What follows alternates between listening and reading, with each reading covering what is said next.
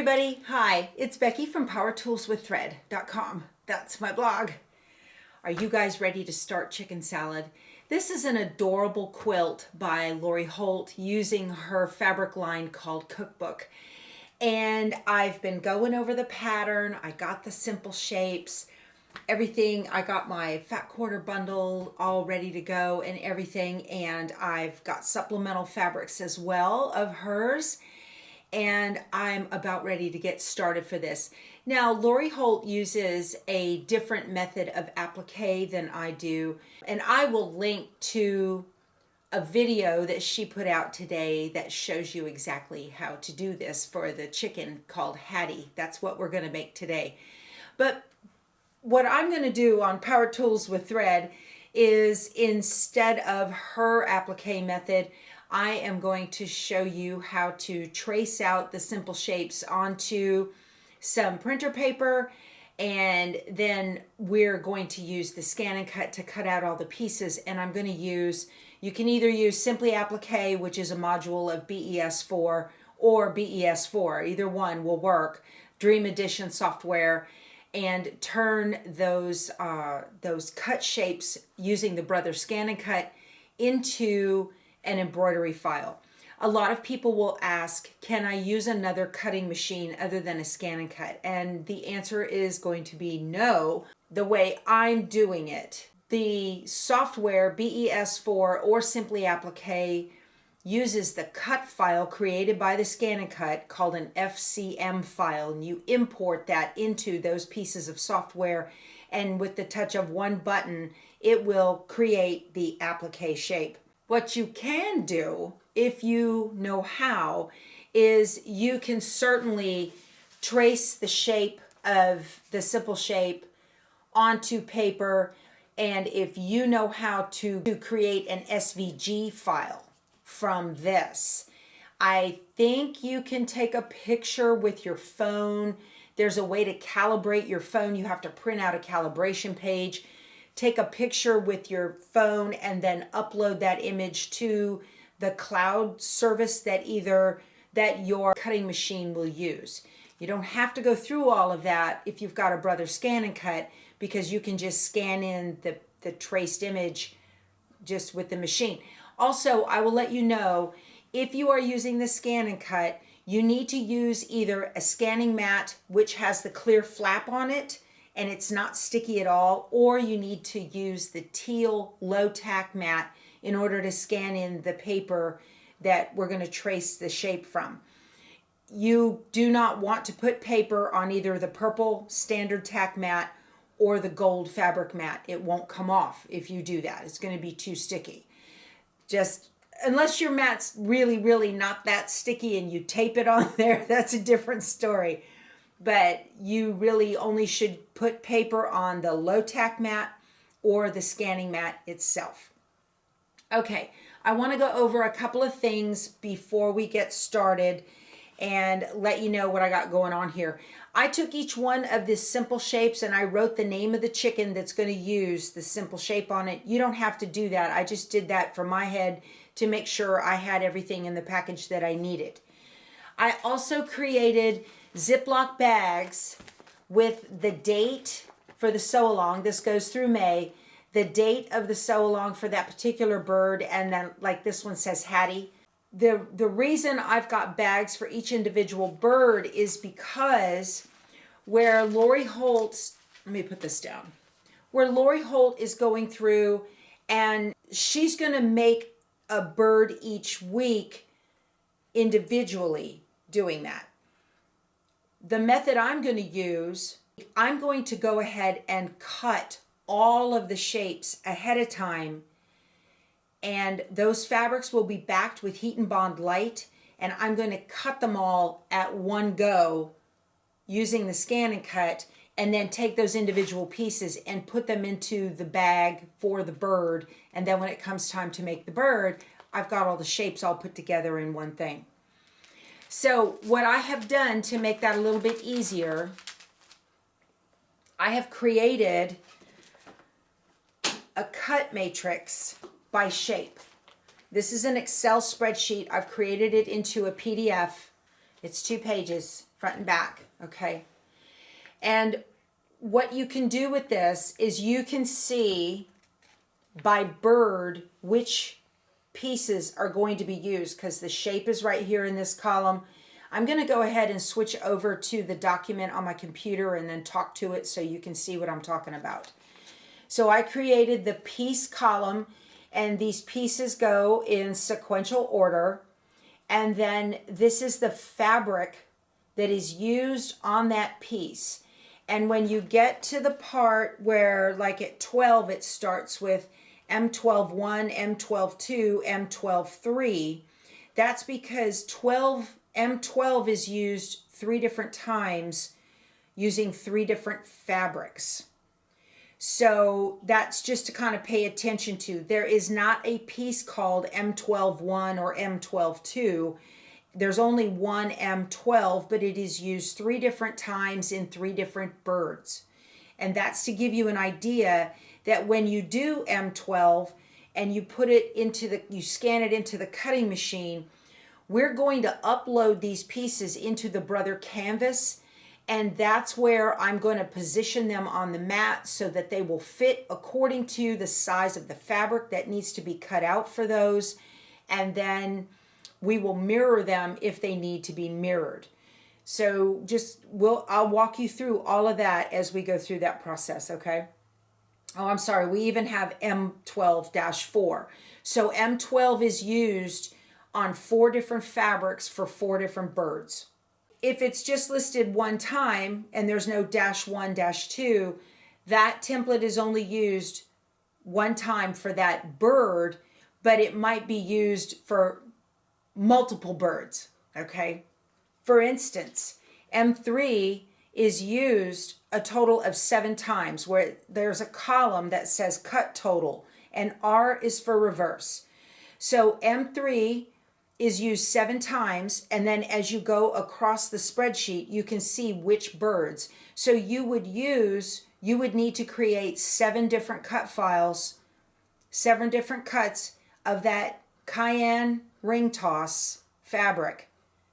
You're going to make 7 multiples in the canvas and cut all those out. So you can use one large piece of fabric to fit 7 cuts. You don't have to cut the individual little pieces of fabric. You can if you want, but you don't have to. You're going to be able to just use one piece of fabric and make 7 cuts on that one piece of fabric. It's going to streamline the process. For M4, you can see there are a total of 6 cuts. 2 of them are reversed. It's not a total of 8 where you would add together the 6 and the 2. There are a total of 6 cuts, and 2 of them are reversed. So what you're going to do is you will go ahead and make 6 multiples in the Brother canvas. On 2 of them, you will mirror those pieces in order for them to cut out properly. And you can see that on M4, the mirrored piece, one of them is going to go to Beatrice, okay? And the other one is going to go to Florence. That's how I've got this all marked out. And then you can put those pieces in the bags for B and Flo. That's how that would work. And then you would put each piece into the bag for the other bird and put it all together. Okay. So that's how that goes all the way down on this matrix. Also, if you're going to make it by bird individually, the way Lori is doing hers, 1 bird per week, if that's the way you want to do that, then you can just look down. Let's take Hattie, for example. We can see that Hattie is going to use M3, M7, M17, M24, and M28. And I've color-coded the blocks for you to kind of get an idea of which fabric you would grab in order to do that. Now, disclaimer, I'm not guaranteeing that this is right. I've gone over it 4 or 5 times, and I think it's right. You need to double check this cutting guide with the pattern before you cut. I'm just going to throw that right out there, because I don't want anybody telling me I followed your guide and it's wrong. Now, if you find a mistake on it, please email me, let me know, leave a comment, do something so I can fix it, because I'm also putting this out on my blog. All right. So that's how the cutting matrix works. They are sorted by shape and sorted by bird. You can use either one. I've got my handy dandy cookbook binder, Lori Holt cookbook binder, to get this all done. And I've got it. It comes with little tabs, and I've put my pattern in there. Okay, so let's go through the pattern and talk about things that we need to take note of in the pattern. Page 2 will have a list of all of the birds and the date that we're going to put the bird together. Again, I'm going to pre-cut all of my shapes, and then I'm going to put those shapes in the baggie. And then that week I will put out a video showing how we are going to put that file together that I saved from Brother Canvas. And I'm going to save each individual bird piece, each individual shape piece will be a different file saved on the Brother Canvas. We got to do that so that I can go to those in my project and pull those over and put them all together and then send them down and download those into that FCM file. We can download that FCM file and then put it into Simply Applique or BES4 and create the embroidery file. So that's how I'm going to do that, all right? I'm going to switch over to the PDF document. I will put a link below to the PDF document in the description box of this video. It's also going to be on my blog at powertoolswiththread.com. You can go and get that, or you can get it from Lori's blog at beinmybonnetco.blogspot.com, and you can follow along with this and print it out and see what I'm talking about. Okay, so on page 2, we see the finished quilt size is 64 by 80. And it talks about, there's her blog, you can see where that is. And in the fabric requirements, she talks about 1 3/4 yards of the cloud cherry turnover. That is the background fabric for the chickens. And I don't have that. I will be using her chicken tracks from her Farm Girl Vintage line. There is more of this available if you can't find any of the background. If you want to use a different background than what they're using, you can look for the chicken tracks, and I'll put a link to that below. It's my link. I'd appreciate it if you'd use it. All of the other supplies in here, the only one that I have that you'll see me using is the chicken salad So Simple shapes. Everything else I'm going to use, I either have something in my stash that will work, like rulers or whatever, or I don't need to use it. For instance, the Clover Point 2 point trimmer. For the most part, the way I'm doing it, I don't need the point turner because I'm not using her method to create the applique shapes. On page 3, one of the things, there is a cutting diagram at the top of the page up here. This cutting diagram is not used for the chickens. This cutting diagram are for the border blocks that go around the chicken. The quilt and border blocks that go around all of the chickens. You do need to pay attention to several of her fabrics. They have a direction to them. For instance, this one here is called multi-wallpaper. This particular piece right here is called multi-wallpaper. If you are using her cookbook fabric line, this particular piece has a direction to it. And so when you go to cut this, you need to make sure that you don't have to, but I would want to cut this. So if you need to make an 8.5 inch cut, right, you've got 3 pieces that need to be 4.5 by 8.5. I would want my 8.5 to maybe be able to capture the entire oven, the stove there, all right? Or maybe your 8.5, you want the shelf, if things are sitting on a shelf, you want those to be straight up. Or if you're gonna do the 4.5, you would want them so that the shelf is this direction, okay? So just pay attention, some of these fabrics are directional. So you want to look at that and make sure that you're cutting it the right way. You want to make sure too that it's right side up when you sew it. So kind of pay attention to that. I want to point out to you, Henrietta is the chicken that is sitting on a nest with 4 eggs. These fabrics that I'm pointing out right here on this page are for the 4 eggs. That is where you will see to use piece M36. You don't have to use that. You can certainly use your own fabrics. I will be using a different fabric for the eggs. I'm not going to use these. So just pay attention to that. But if you're looking for where is M36 used, this is the spot where you would find where those 4 egg fabrics are identified in the pattern. When we get to pages 5 and 6, this is where the chicken cut guides are done by fabric versus the way I've got it on my cutting matrix where I show them cut by shape. They're sorted by shape and by chicken. This is where they are sorted by fabric. So when we get here where it says cloud cherry turnover 1 3/4 yards, they want you to cut 12, 13.5 by 13.5 for the chicken and the rooster block backgrounds. The finished size of that block is 12 by 12.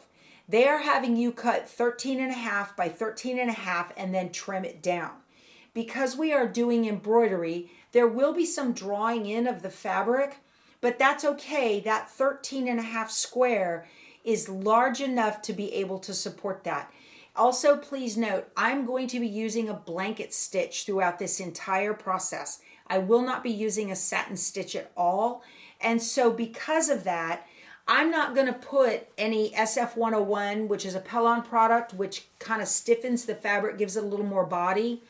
I'm not going to put any SF101 on the back of my chicken tracks. I won't be using her Cloud Cherry Turnover. As I said earlier, I will be using the Farm Girl Vintage chicken tracks. I will be doing it on top of a cutaway stabilizer, a no-show poly mesh. That's going to be fine. And that poly mesh will not change the hand of the quilt block at all. It's not going to add any weight to it or anything. And because I'm using the poly mesh, I'm going to use a blanket stitch for all of the pieces. If you were going to use a satin stitch, you can certainly, or a motif, but if you use a satin stitch, you definitely want to back the fabric with the Pellon Shape Flex 101. That's going to keep you from getting all that tugging from that heavy satin stitch. But if you're going to do a blanket stitch like I am, which I think is kind of goes with the whole farmhouse feel or the whole chicken salad farm feel, you don't need to use SF101 on the back. If you're not sure, you can certainly do a test and check it out. But just using a plain, I've got a no-show, let me see. I've got a no-show poly mesh. It's kind of opaque, but it's very soft, and it is a cutaway. And this is what I'll be using I will link to it below. I get this on Amazon by the big old 50-yard roll, you guys. I think might be more than that. This works fine. I use it all the time. So how I developed the cutting matrix by shape and by chicken is I went through all of these to make sure that every single piece was captured. I have all of the fabrics that I'm going to need right here. I have the background. This stack right here is for the block backgrounds that go around the chickens. And then this stack right here is what's on page 5 and 6, and these are for the chickens. I may sub these out with some shabby or solids that are from Lori Holt's lines, other lines as well. I may sub those out because it's a pretty busy quilt. So in the fat quarter bundle that I got, because I did buy a whole fat quarter bundle that I got at a quilt store. The bundle that I got on page 6, the very last fabric is called Daisy Cross Stitch. It's a fat quarter. My bundle did not include that fat quarter. And that particular fat quarter is what you will use to make all of the chicken feet and the beaks for the chickens and the chicks. Okay, so what I did, because I didn't get this fat quarter, I have another fat quarter of the same color from Lori Holt's stitch line. loose thread. So that's from her, this is from her stitch line. I'll show you up close. Let me get in here where you can see. This is what I'm going to use for the beaks and the feet on these chickens, because I did not get C745 daisy cross stitch fat quarter. The little hashtags on there look pretty good anyway. I don't see a problem with it. It'll be fine. For the beaks and the feet on the chickens, what I am going to do is I'm just going to create a 1/4 inch wide rectangle on the Brother canvas to create the beak and the feet for the chickens. In the canvas workspace, I'm going to make my mat very large so I can see it. Each one of these squares is a 1-inch square, and I'm going to come over here to this menu and I'm going to go to basic. These are basic shapes, and I'm going to grab, I can grab the rectangle, just grab a hold of it and drag it on. And then I want to get it to where it is 1/4 inch wide. And to specifically do that, you can just come up here and click on the show properties. And you don't want to maintain aspect ratio, but I'm going to go and make this 0.25 and hit enter. So here it is, and it's 1/4 inch wide. So you can see on that 1-inch piece how wide that is. So I'm going to back out a little bit. So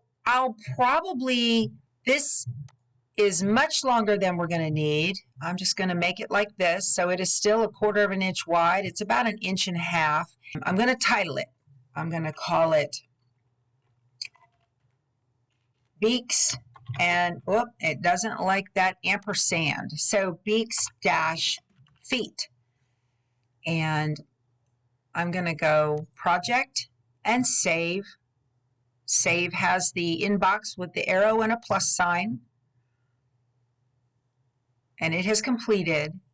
And now every time I need to use this in Canvas Workspace, let me go back. When I click my projects,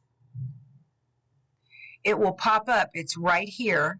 I'll be able to download this individual design into Simply Applique, and then I'll resize it as needed to place it on the chicken where it looks nice. So let's go over here. On page 7 and 8, we have the cutting guide, and this tells you that it shows you what the shape looks like. It shows you the number of the shape, M1, M2, for example. It gives you the size of the shape, and it tells you cut to. It doesn't tell you who to cut the shape for. You don't know which chickens, and you don't know which fabric. So that, again, is why I have that cutting matrix for the cut machine, to be able to know what fabric you should use and which chickens they go for. Page 10 is a sewing guide, and you need to pay attention to, up here at the top, pay attention to finished and unfinished. A finished block means where it says 12 by 12, you don't want to trim it to 12 by 12. You want to trim it to the unfinished size, which is 12.5 by 12.5. And that 1/2 inch on either side accounts for the 1/4 inch seam allowance sewing the blocks together.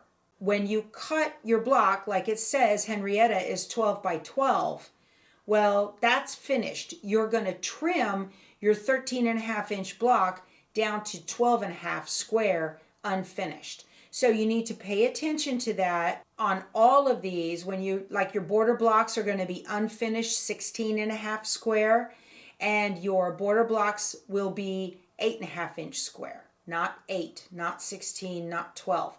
Always add in that extra 1/2 inch. It doesn't tell you cut it to that size, but you need to cut it to that size so that the finished size, when it's got all the sides added onto it and everything sewn together, you can measure it across from seam to seam, not edge to edge, seam to seam, and it will be 12. But when you cut it edge to edge, it should be 12.5. Really important, really important. For those of you that are not quilters, you need to pay attention to that and always look at that. You are looking for unfinished size when you're doing your thing. Okay. All right. We have pages 12 and 13. We'll give you the chicken layouts. So you'll use this as a guide to figure out how to do the layout on your chickens when we are putting them together in Simply Applique or BES4. Let's talk about page 11. Page 11 is the baby chick feet guide. If you got a kit, if you bought a whole kit and you got your pattern in your kit, you need to take a look. Page 11 has big ginormous pictures like this. This is a photocopy of the pattern that came in a kit, and it's very big. The one that's in the PDF download has the pictures much smaller.